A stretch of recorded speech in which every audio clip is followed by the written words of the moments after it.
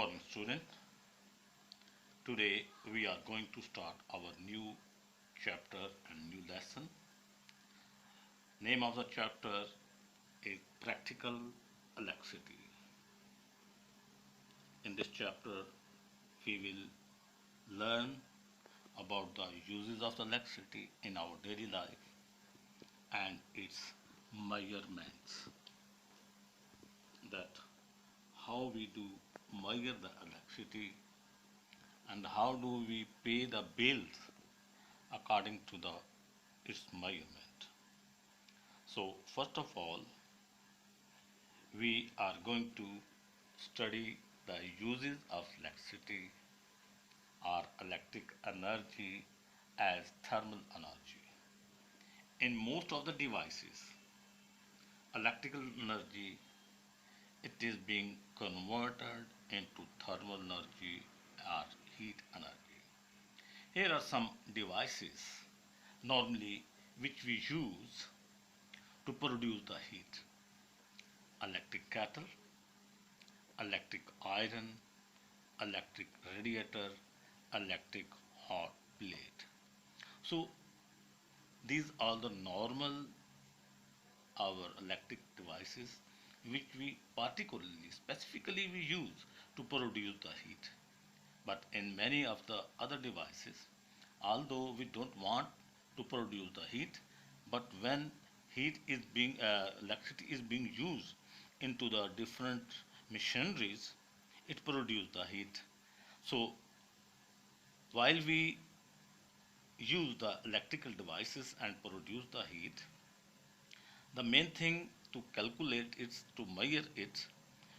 Unless we learn about the electric power, we can't measure the electricity. In chapter 6 of the same class, power is equal to work done over time. W represent the work done and small t represent the time.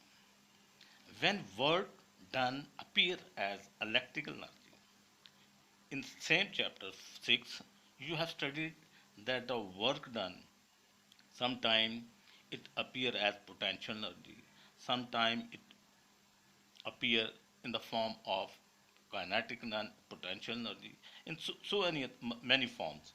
So in this chapter, when work done appear as electrical energy, same work done we write it as E. E means stand for electrical energy. So the formula P is equal to W over T, work done over time, will be written as E work done and time the same. SI unit for the work done in the chapter 6 you have learned already that it is watt. Watt is also represented by the W. So this equation power is equal to W over T, that is the equation number 1, and this can be changed into this form. P is equal to electrical energy E over time. This we call it a equation number 2.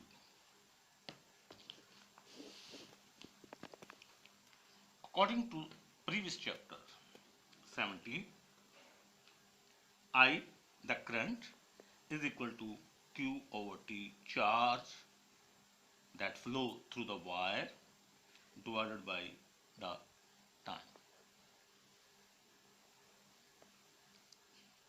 Moreover, the same the potential difference is equal to work done over Q charge. If we change the equation number 4, rearrange it in other form, it can be written as W is equal to QV.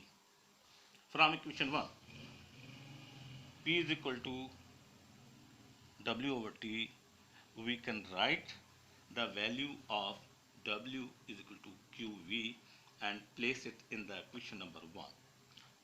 So this can be written as equation 1 will be changed, W over T is equal to QV divided by T.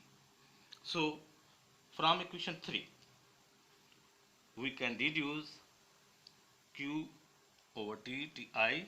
The value of q can be detected by this one, I into t.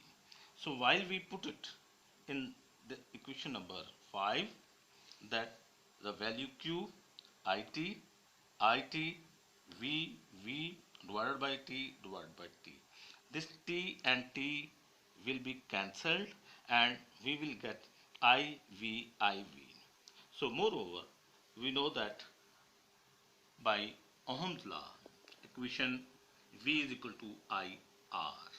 Potential is equal to the product of current and resistance of the conductor.